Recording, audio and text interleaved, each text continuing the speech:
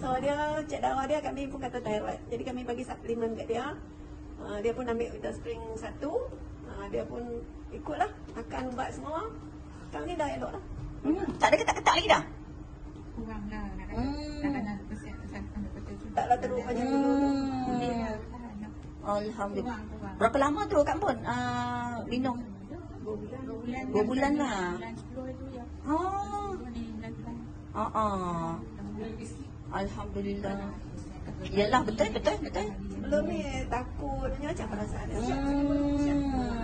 Ni mata pun nak keluar. Pedih mata. Sekarang tak ada lagi mata. Dia mandi lah, dia basuh muka. Ya Allah, Alhamdulillah Kak Mun.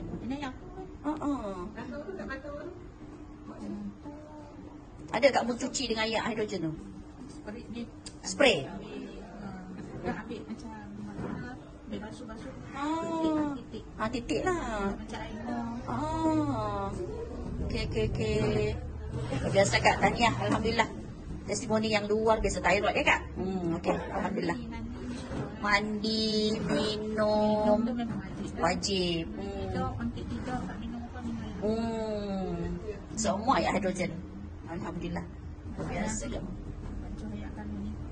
Semua air hidrogen. Betul.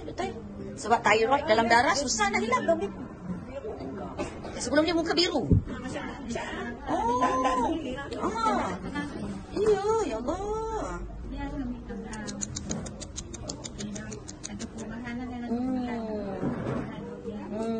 Alhamdulillah. Tahniah Kak Mun, syukur dengan izin Allah. Iya, insya-Allah Kak. Insya-Allah, mudah-mudahan. Teruskan Kak, teruskan. Jadi macam tak Makan, mau makan tapi duk ketak. solat atau Elok sikit. Jadi macam kita tak makan. Tak makan. Padahal baru lepas makan. Makan banyak lagi. Makan banyak. Makan tu tak ada.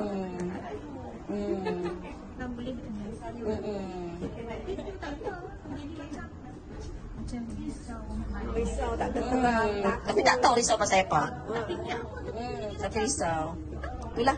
Macam anxiety jugalah tu Kak. Sebelum ni air kencing berbuih. Kencing berbuih. Lepas tu? Kita tak elok ni. Kita ada sakit buat pinggang.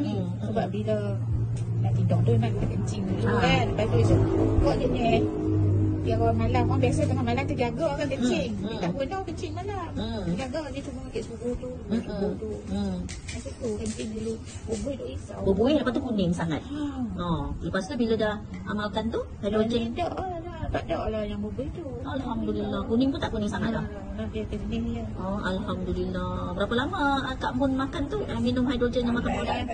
Tak sampai 2 bulan. Berapa bulan tu lah. Saya ingat lah. Baru bilang dalam bulan 10. Awal 10. 2 bulan lah. Ini bulan Dekat 2 bulan lah. Alhamdulillah. Ada lah. Banyak perubahan Kak Mun. Ketak-ketak tak ketak dah. Dia tengok kau macam takut nak mati ke? Orang tak mati ke?